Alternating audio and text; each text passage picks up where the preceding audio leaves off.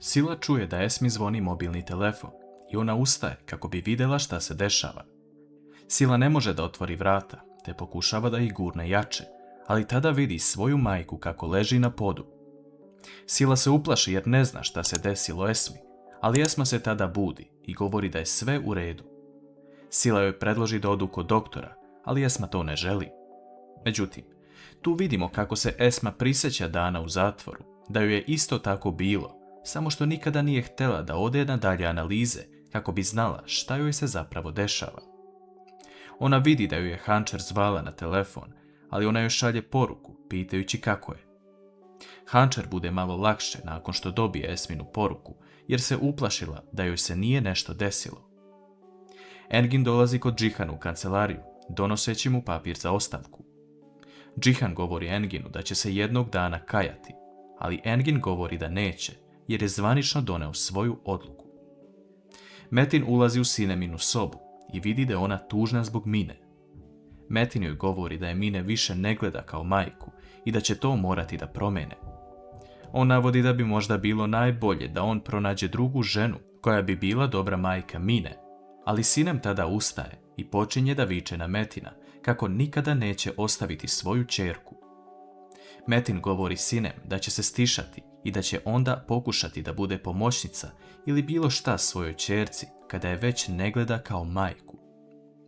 Uveče svi u porodici Deviloglu čekaju Džihana kako bi zajedno večerali. Gulsum odlazi da otvori vrata, a Hančer kreće za njom kako bi dočekala Džihana, ali on ne želi ni da je pogleda. On se pozdravlja sa svima i kreće u sobu, ali Mukader ga zaustavi, govoreći da bi bilo lepo da svi zajedno jedu. Džihan odlučuje da ostane na večeri, ali tada atmosfera bude malo neprijatna. Mukader govori da će doći uskoro da posjeti svoje sinove na poslu i da vidi u koje kancelarije su se preselili. Metin dodaje da se nada da će uskoro postati glava kompanije, jer je porodica zaključila da nema psihičkih problema. Džihan se nadovezuje da je Engin danas dao otkaz i da im je potreban novi advokat. Metin se tada šali kako sljedeći advokat mora imati ženu, jer je prošli otišao zbog nove ljubavi. Svi shvataju ovu Metinovu šalu kao nezrelo razmišljanje, ali on se smeje sam sebi jer zna šta se zapravo desilo, dok niko nije upućen u tu priču. Hančer kasnije odlazi u Džihanovu kancelariju kako bi mu donela čaj.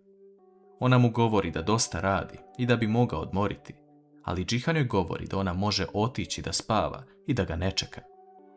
Hančer seda u hodnik pored Džihanove kancelarije i priča sa Esmom o tome kako je Džihan ljut na nju i da je napravila veliku grešku.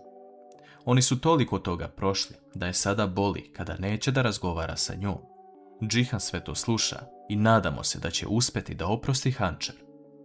Sutradan ujutru, na vrata Hančerine kuće, gde sada žive Derja, Emir i Gulsum, neko zvoni. Njih dve silaze da vide ko je, očekivajući novu kandidatkinju za posao pomoćnice u vili. Međutim, ispred vrata se nalazi Čemil, kojeg prvi put u seriji vidimo ovoliko ljutog. On govori Deri da je došao da spasi svoju sestru od nje, te pokušava da je iseli iz kuće. Derja beži na sprat i tu dolazi do veće svađe između njih dvoje. Gulsum odlazi u vilu kako bi pozvala Hančer da spreči ovu svađu, a Hančer odmah kreće na lice mesta. Ona uspeva da smiri svog brata, a Emir više ne može da trpi nemire u ovoj kući, te počinje da plače. Čemil uzima novac iz džepa i baca pred Deriju, govoreći joj da uzme ovaj novac i ode negde daleko. Hančer i Čemil odlaze u baštu kako bi popili kafu, ali u trenutku kada Hančer uzme šolju, Čemil vidi na njenoj ruci narukvicu koju joj je majka dala kada je bila skroz mala. Čemilu se oči napune sa suzama, te pita odakle joj ova narukvica.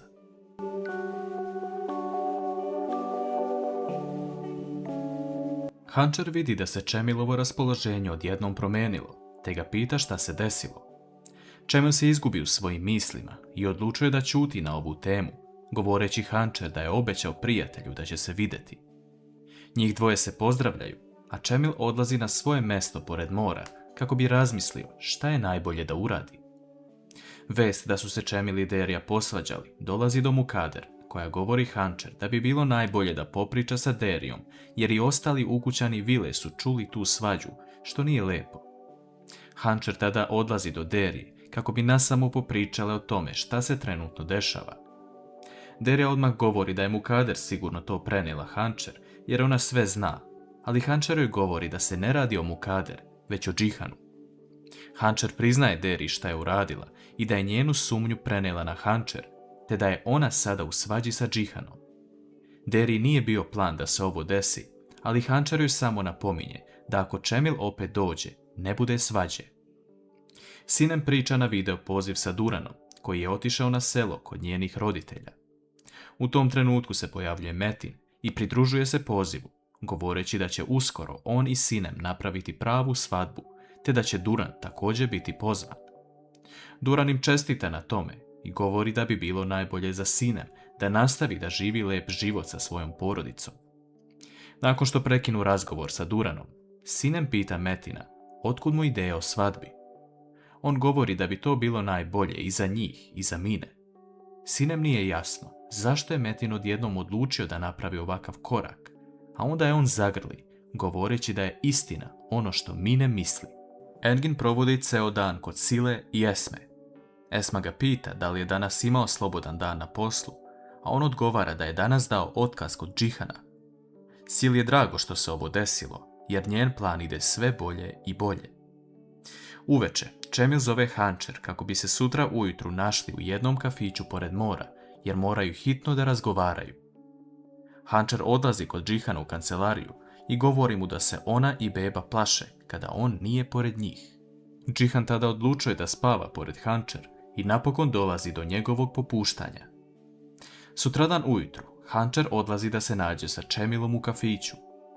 Čemil nema snage da kaže Hančer šta ga stvarno muči, pa govori da je to Derija. On je siguran da je završio sa njom za čitav život i da će uraditi sve za Emira, ali za Deriju ne. On tada pita Hančer ko joj je dao tu narukvicu. Hančer govori da je zapravo on doprineo tome, te mu ispriča celu priču kako se upoznala sa Hasret, to jest Esmom.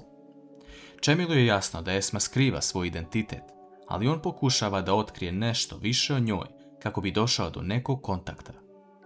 Hančer mu govori da je ona živjela u jednom pansionu u određenom delu grada, a Čemil nakon sastanka sa Hančer odmah odlazi da potraži svoju majku Esmu. Esma s druge strane u cveću nalazi poruku koju je Metin ostavio Sili. U toj poruci piše da se cveće nekada nosi lepim povodom, a nekada na groblje, te da pazi kako prelazi preko ulice. Esma odlučuje da se obrati Beren kako bi zajedno otišle kod javnog tužioca. Beren to prihvata, te njih dve kreću na lice mesta. Po povratku kući, Esma zove Hančer na telefon, govoreći joj da se setila nečega što može popraviti odnose između Hančer i Džihana. Ona predlaže da Hančer napiše poruku Džihanu, ali u ime svog sina, što se Hančer sviđa kao ideja. Hančer odmah šalje poruku Džihanu, koji se nasmeje nakon što je pročita. Da li će Džihan zvanično oprostiti Hančer?